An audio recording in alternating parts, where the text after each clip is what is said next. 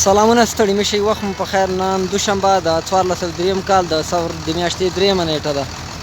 زه همدا مهال د کابل ولایت 22مې ناحیې د غازي ملالۍ څلور لارې ته څیرمه هغې سیمې ته راغلی یم چې د وروستیو ورښتونو له امله دلته د سید جمال الدین ښارګوټي لخوا څخه سیلابي اوبه راتللې. دغه سیلابي اوبه به په دغه سیمه کې جمع کېدې او بیا به یې د دغه سیمې هټیوالو ته مالي تاوانونه ور اړول.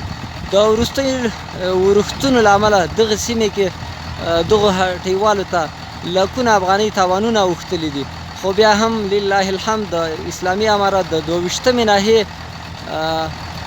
محترمو مسؤلینو لخوا څخه د دغه اوبو د موقتي حل لپاره دلته یو ماشینري راوړل شوې ده چې تاسو یې په ویډیو کې ګورئ چې کله د شپې لخوا څخه دغه سیمې کې اوبه ډنډېږي. د سهار لخوا څخه یې د کابل ولایت د 22مې ناحیې د محترم مسؤلینو لخوا څخه دغه اوبه له دغه سیمې څخه د دغه ماشین په واسطه ویستل کېږي او بیا کانال ته وځي. خو د دغه سیمې اوسیدونکي شکایت کوي چې دغه د موقت حل لاره د حل لاره نه ده، ځکه تر څو به دغه ماشینري چې دغه اوبه وباسي. دغه د دغه سیمې اوسیدونکي غوښتنه کوي تر څو اسلامي امارت هغه سړک چې د غازي ملالۍ څلور څخه شروع او الا دغه سړک بیا د سید جمال الدین ښارګوټ سره وصلېږي.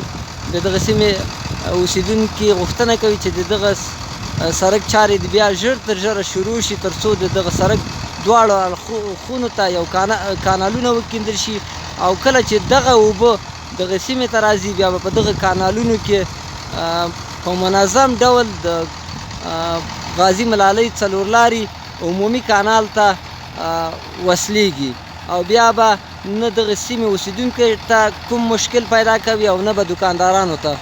زه د احمدشاه بابا د مینې ټولو لیدونکو اوریدونکو او د دغه صفحې ټولو مینوال څخه غوښتنه کوم تر څو دغه زموږ ویډیو شیر او نشر کړي، یعنی تر څو دغسې کارونه په نورو ناحیو کې هم د نورو ناحیو مسؤلین وکړي او د هرې ناحیې هغه اوسیدونکي له داسې مشکلات څخه خلاص کړي. مننه.